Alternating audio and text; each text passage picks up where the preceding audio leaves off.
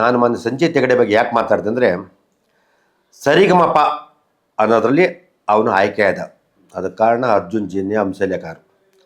ಒಬ್ಬ ಕಲಾವಿದ ಸಂಗೀತ ಸಿಂಗರ್ ಉಟ್ಕೊಂಡ ಅಂತ ಖುಷಿ ಆಯಿತು, ನಮಗೆ ತುಂಬ ಸಂತೋಷ ಆಯಿತು. ತುಂಬ ಕಲಾವಿದರಿಗೆ ಅವಕಾಶ ಸಿಕ್ಕಿರಲ್ಲ, ಇವ್ರಿಗೆ ಸಿಕ್ತು, ತುಂಬ ಖುಷಿ ಆಯಿತು. ಅದರ ಎರಡನೇ ಮಾತಲ್ಲ, ನಾವು ಅದನ್ನು ಗೌರವಿಸ್ತೀವಿ. ನಮ್ಮವರು ಬೆಳಿಬೇಕು ಅಂತ ನಮ್ಮ ಆಸೆ ಇರ್ತದೆ.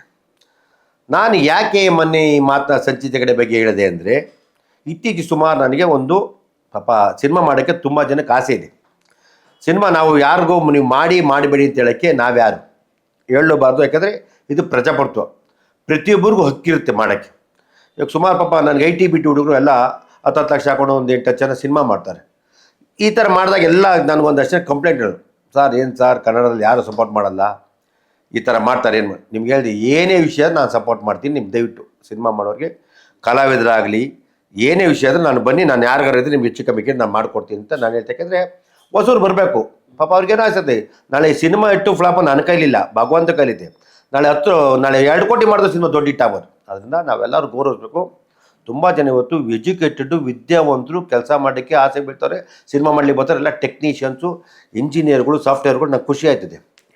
ಅದಕ್ಕೆ ನಾನು ಅವ್ರಿಗೆ ಏನಂದೆ ಅಂದರೆ, ಅವಾಗ ಸಂಚಿತೆಗಡೆ ವಿಷಯ ಬಂತು. ಸಂಚಿತೆಗಡೆ ಬಂದ ವಿಷಯ ಏನು ಬಂತು ಅಂದರೆ, ಸರ್ ಹೊಸಬರ್ಗೆ ಆಡೋಕ್ಕೆ ಇಲ್ಲ, ಅವ್ನು ಡಿಮ್ಯಾಂಡ್ ಮಾಡ್ತಾನೆ, 2.5 ಲಕ್ಷ ಕೇಳ್ತಾನೆ, 4 ಲಕ್ಷ ಕೇಳ್ತಾನೆ, ತಪ್ಪಲ್ವಾ ಸರ್? ಅದು ನಿಜವಾಗ್ಲೂ ತಪ್ಪು. ಸಂಚಿತೆಗಡೆ ನನ್ನ ಪಾಪ ನಾನು ಯಾವತ್ತು ಕೇಳೋದು ನನಗೆ ಆಡ್ತಾರೆ, ನಂದು ಬೇಡ, ನಾನು ವೈಯಕ್ತಿಕ ಆಗ್ಬಿಡ್ದೆ. ನನಗೆ ಯಾರೇ ಕಲಾವಿದರಾಗಲಿ ಆಡ್ತಾರೆ, ಆಡಲ್ಲ ಅಂತ ಹೇಳಲ್ಲ, ಏನು ಕೊಟ್ಟು ತೊಗೊಂಡು ಮಾಡ್ತಾರೆ, ಖುಷಿ ಆಗುತ್ತೆ. ಅದು ಎಲ್ಲ ಸಿನಿಮಾಗೆ ಆಗಬೇಕು. ಕಾರಣ ಒಳ್ಳೊಳ್ಳೆ ಸಿನಿಮಾಗೆ ಬಂದರೆ ನಮಗೆ ಖುಷಿ ಆಗುತ್ತೆ. ವಿಜಯ್ ಪ್ರಕಾಶ್ ಬಗ್ಗೆ ಉದಾಹರಣೆ ಹೇಳ್ತೀವಿ. ವಿಜಯ್ ಪ್ರಕಾಶ್ ರಾಷ್ಟ್ರ ಪ್ರಶಸ್ತಿ ವಿಜೇತ. ಕನ್ನಡಕ್ಕೆ ಒಂದು ಅಮೌಂಟ್ ಇಟ್ಟಿದ್ರೆ ಇದ್ರ ಮೇಲೆ ತೊಗೊಳ್ಳಲ್ಲ, ಬೇರೆ ಭಾಷೆಗೆ ತೊಗೊಳ್ತಾರೆ, ಖುಷಿ ಆಗುತ್ತೆ. ವಿಜಯ್ ಪ್ರಕಾಶ್ ನ್ಯಾಷನಲ್ ಅವಾರ್ಡಿಂಗ್ ಒಬ್ಬ ಸಿಂಗರು, ಜೈ ಓ ಅಂತ ಆಡಿದಂಥ ಒಂದು ಸಿಂಗರು ಕನ್ನಡಕ್ಕೆ ಒಂದು ಮೀಡಿಯಂ ಬಡ್ಜೆಟ್ ತೊಗೊತಾರೆ, ಖುಷಿ ಆಗ್ತದೆ. ಯಾಕೇಳಿ, ನಮ್ಮ ಕನ್ನಡ ಭಾಷೆ ಸಿನಿಮಾ ನನ್ನನ್ನು ಇಲ್ಲಿ ಬೆಳೆಸಿದ್ದಾರೆ, ಉಳಿಸಿದ್ದಾರೆ. ಅದು ಅಭಿಮಾನ, ಭಾಷಾಭಿಮಾನ. ಇವತ್ತು ಅವರಾದ ಮೇಲೆ ನಮಗೆ ನಮ್ಮ ಆರ್ಟಿಸ್ಟ್ ಕಿಶೋರ್ ಅಂತಿದ್ದಾರೆ, ಗೊತ್ತಾ? Artist Kishore is very good artist. Kannada cinema ಒಳ್ಳೆ ಕತೆ ಬಂದರೆ ಕೆಲವು ಟೈಮ್ ಕಾಸಿಸ್ಗಳಂತೆ ಕೆಲಸ ಮಾಡ್ತಾರೆ. ಗುಡ್, ಕಾಸಿಸ್ಕೊಂಬಿಡಬೇಕು, ಈಸ್ಕೋಬೇಕು ಬೇಡ ಅಂತಿಲ್ಲ. ಅವರಂಥ ದೊಡ್ಡ ವ್ಯಕ್ತಿ ಬಂದಮೇಲೆ ಕುಡಿತಾರೆ. ಅದೇ ತೆಲುಗು ತಮಿಳ್ ಇದಕ್ಕೆ ಕಾಸು ತೊಗೊಂಡೇ ಮಾಡ್ತಾರೆ, ಡಿಮ್ಯಾಂಡ್ ಮಾಡ್ತಾರೆ. ಅದು ಮಾಡಲಿ, ತಪ್ಪೇನಿಲ್ಲ. ಸಂಚಿತೆಗಡೆ ನೀನು ಬೇರೆ ಭಾಷೆಗೆ ನೀನು ಎಷ್ಟಾರು ಮಾಡು, ಬೇಡ ಅಂತ ಹೇಳಲ್ಲ. ನೀನು ಬೆಳೆದಿದ್ಯಾ, ಬೆಳಿಬೇಕು ಅಂತ ನಮ್ಮ ಆಸೆ.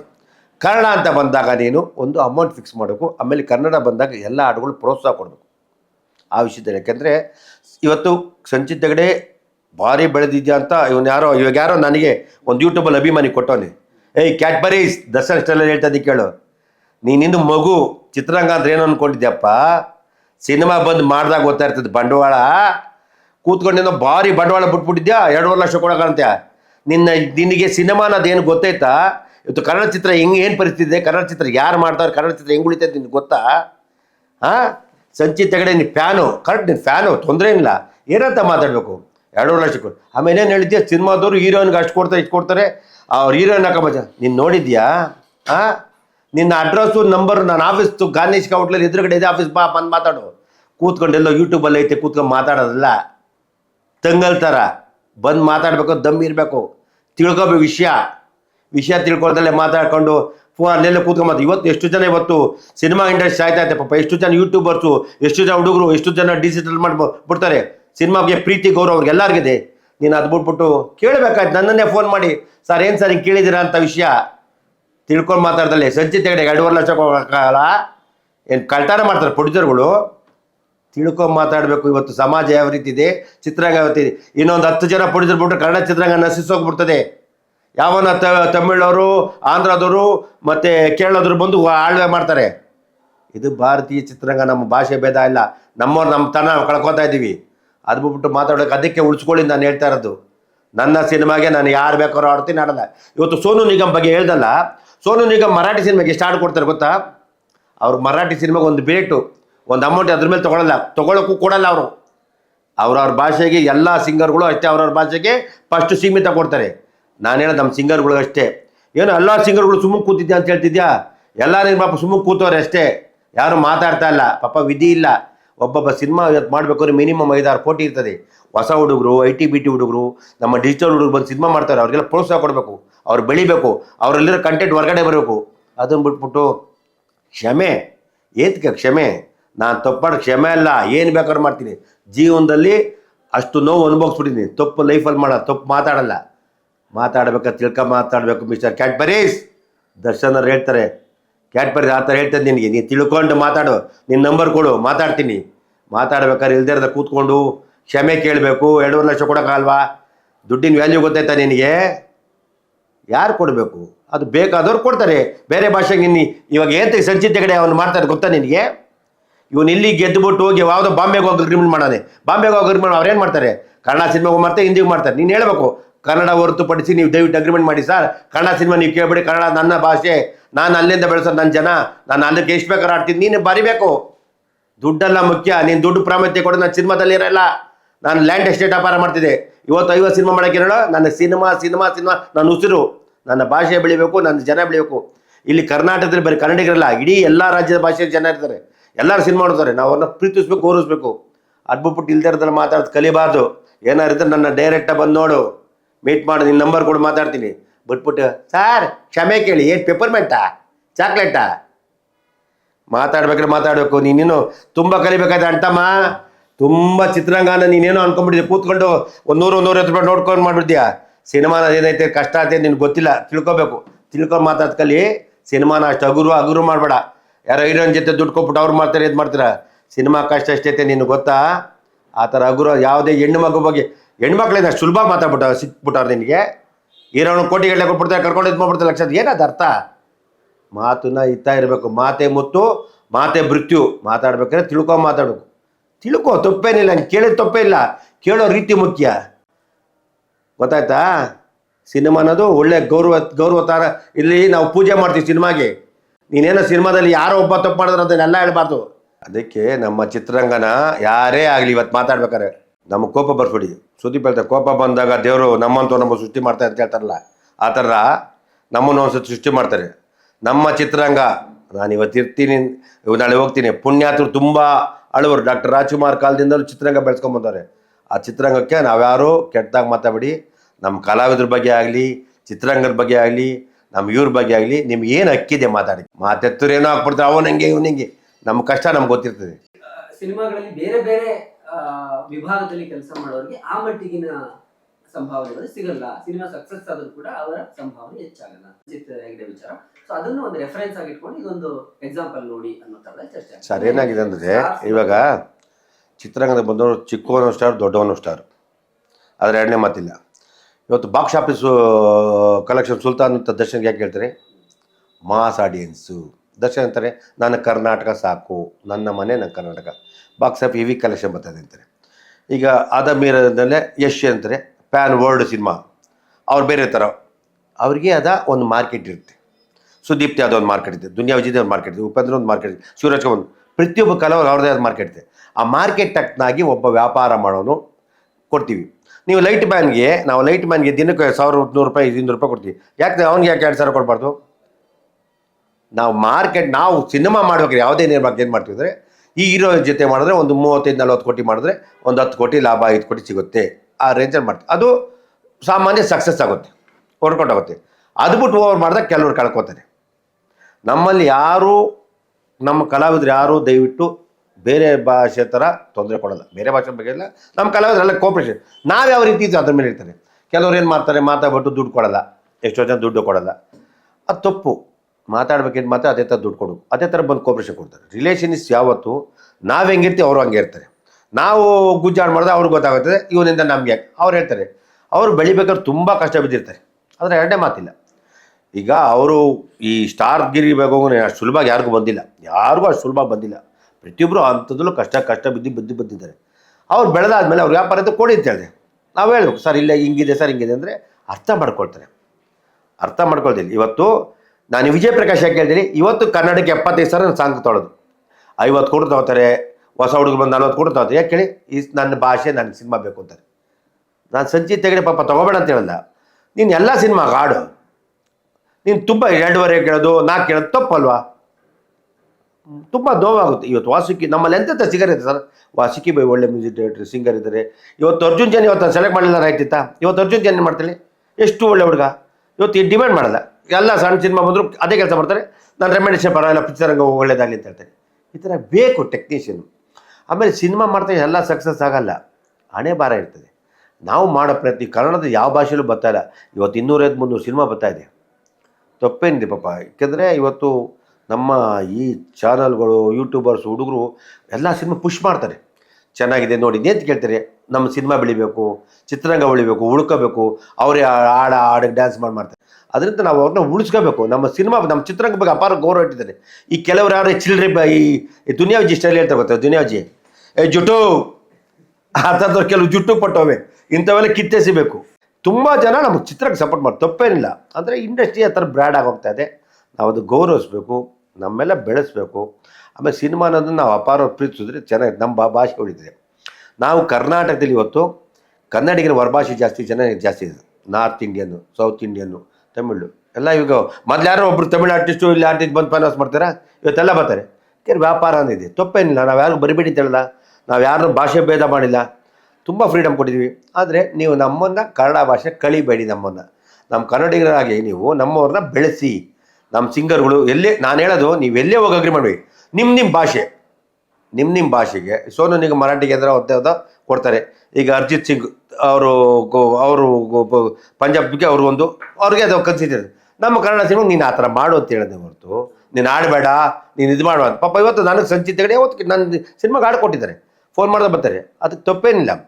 ನನ್ನೊಬ್ಬ ಅಲ್ಲ, ಇಡೀ ಚಿತ್ರರಂಗ ಗೌರವಿಸೋಣ.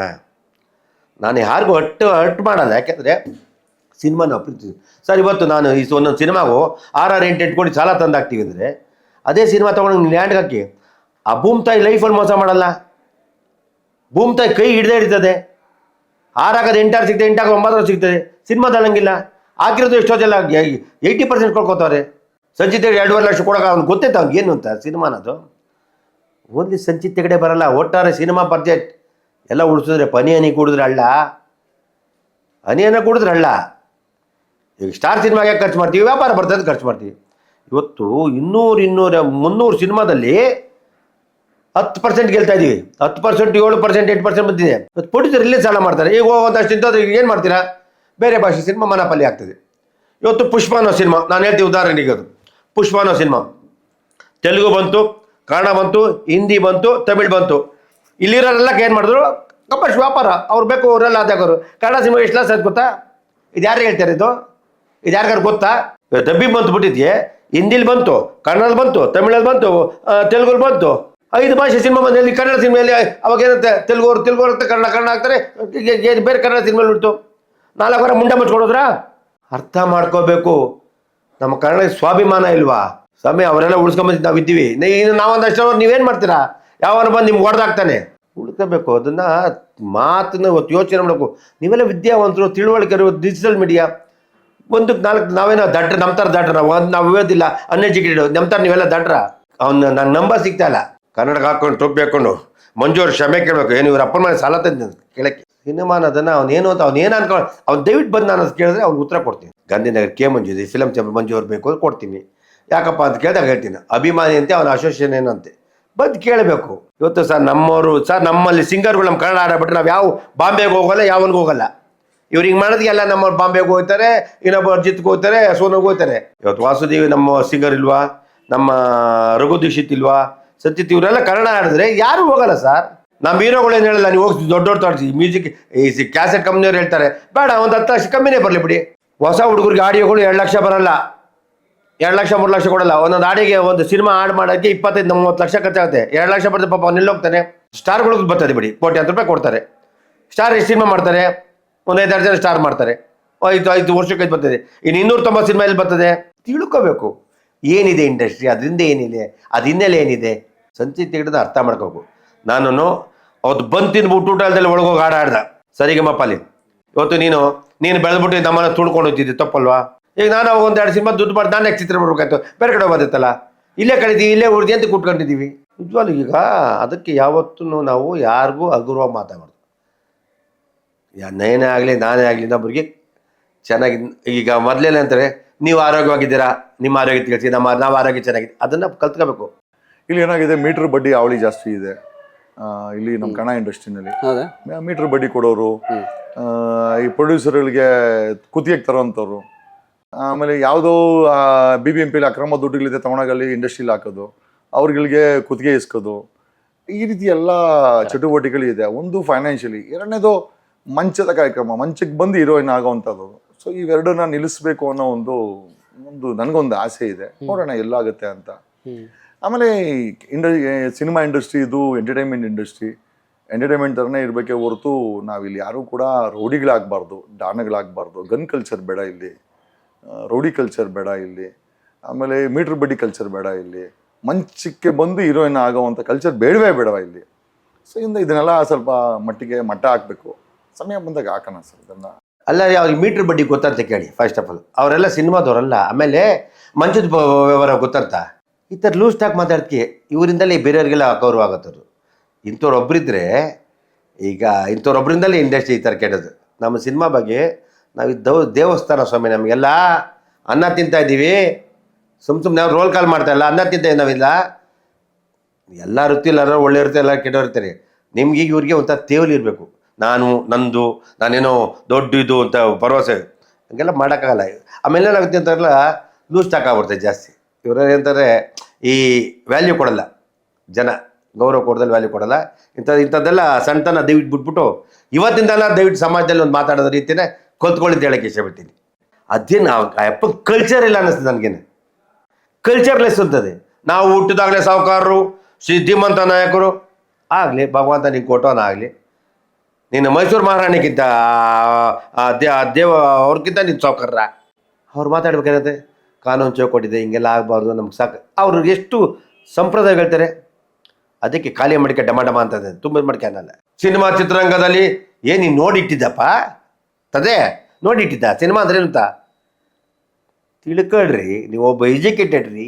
100 ಜನ ನಿಮ್ಮ ಕೊಲೀಗ್ಸಲ್ಲಿ ಅದೇನು ಹೇಳಲ್ವಾ? ನಾವೆಲ್ಲ ಲಾಯರ್ಗಳು ಕಾನೂನು ಇಷ್ಟು ಗೌರವ ಕೊಡ್ತಿದ್ವಿ ಸರ್, ಹಿಂಗೆ ಸರ್. ಅವರೆಲ್ಲ ಎಷ್ಟು ಪಾಪ ಹೇಳ್ತಾರೆ.